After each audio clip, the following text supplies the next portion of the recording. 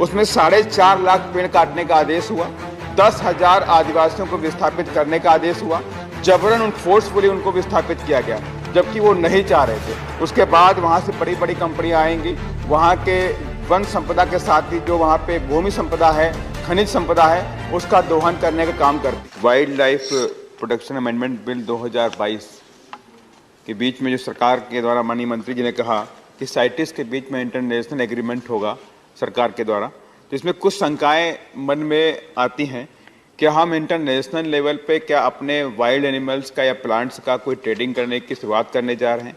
इसको रोकने के लिए क्या कोई व्यवस्था इसके अंदर है, क्योंकि साइटिस में ये बात देखी गई है कि कहीं ना कहीं से पूरे देश भर में लीगल या इलीगल रूप से वाइल्ड एनिमल्स या प्लांट्स का भी एक ट्रेडिंग की शुरुआत हुई है। इस पर कई सारी संख्याएं हैं। और दूसरी, श्रीमान जी, माननीय मंत्री जी के आपके माध्यम से माननीय मंत्री जी से मैं कहना चाहूँगा कि कई सारी चीज़ें देखने को मिली कि वाइल्ड लाइफ प्रोटेक्शन बिल के तहत जो आदिवासी जंगलों में रहते हैं या वनवासी जंगलों में रहते हैं उनको विस्थापित करने की व्यवस्था है और उनको सिर्फ 10 लाख रुपए का मुआवजा मिलता है। लेकिन इस 10 लाख रुपए में ना तो वो जंगल से बाहर जाके अपना घर बना सकता है, ना ही अपने जीवन का भरण पोषण की कोई व्यवस्था कर सकता है। इसको देखते हुए माने आपके माध्यम से सरकार से कहना चाहूँगी इस व्यवस्था को बढ़ा के 10 लाख की बजाय से 25-50 लाख रुपए देने की व्यवस्था की जाए।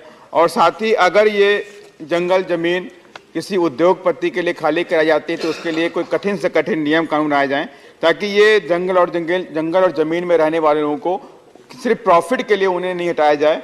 और चूंकि अभी एक ऐसी घटना देखने को मिली है छत्तीसगढ़ के जंगल में हासदेव अरण्य को बचाने के लिए पूरे वहाँ पे छत्तीसगढ़ के आदिवासी भाई लोग एक हुए, लेकिन वो अपने हासदेव अरण्य को नहीं बचा पाए। उसमें 4.5 लाख पेड़ काटने का आदेश हुआ, 10,000 आदिवासियों को विस्थापित करने का आदेश हुआ, जबरन फोर्सफुली उनको विस्थापित किया गया जबकि वो नहीं चाह रहे थे। उसके बाद वहाँ से बड़ी बड़ी कंपनियाँ आएंगी, वहाँ के वन संपदा के साथ ही जो वहाँ पे भूमि संपदा है, खनिज संपदा है, उसका दोहन करने का काम करती हैं। ये चीज़ों को मैं माननीय मंत्री से आपके माध्यम से कहना चाहूँगा कि इसके लिए कोई ना कोई ठोस कदम उठाएं, कोई ठोस व्यवस्था की जाए ताकि उनका जो वनवासी हैं, आदिवासी समाज के लोग हैं, उनको बचाया जा सके। साथ ही मैं आपके माध्यम से माननीय मंत्री जी का ध्यान मैं अपने लखीमपुर खीरी की तरफ लाना चाहता हूँ कि लखीमपुर खीरी का जो अधिकतम क्षेत्र है वन आच्छादित है और तराई क्षेत्र होने की वजह से वहाँ पर कई सारे जीव जंतु वहाँ पे जंगलों में देखने को मिलते हैं। टाइगर भी हैं, भालू भी है, हाथी भी है और वहाँ पे चीतल भी है, हिरण भी, तमाम तरह के वन्य जीव देखने को मिलते हैं।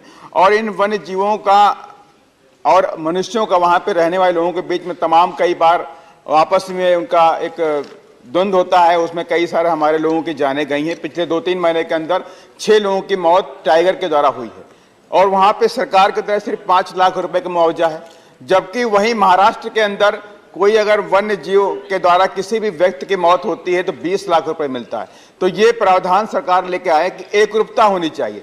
एक मनुष्य की जो जीवन है महाराष्ट्र में 20 लाख रुपए है, उसी मनुष्य का जीवन उत्तर प्रदेश में 5 लाख रुपए का है। इस पर भी एकरूपता होनी चाहिए। मैं माननीय मंत्री जी की तरफ आपकी तरफ से ध्यान देना चाहूँगा। थोड़ा सा एक लास्ट पॉइंट में कहना चाहूँगा कि चूंकि मैं लखीमपुर से ही हूँ तो 2 बातें मैं लखीमपुर कर रहा हूँ। एक तो ये बात, तो दूसरी बात कहूँगा कि तराई क्षेत्र होने की वजह से वहाँ पर बहुत सारे वेटलैंड इकट्ठे बन जाते हैं बरसात के समय और उन वेटलैंड के में तमाम तरह की जैव विविधता उत्पन्न होती है। तमाम तरह के बाहर से साइबेरियन पक्षी आते हैं जो ठंडक में वहाँ पे रहते हैं, यहाँ तक कि सारस और हंस जैसे पक्षी भी वहाँ पे अपना बसेरा बनाते हैं। लेकिन कुछ दिनों के अंदर देखने को मिल रहा है कि बड़े बड़े भूमाफिया अधिकारियों से मिली भगत करके उन वेटलैंड को पार करके वहाँ पर प्लॉटिंग करते हैं, मकान बनाते हैं। इसको भी रोकने की व्यवस्था मैं आपके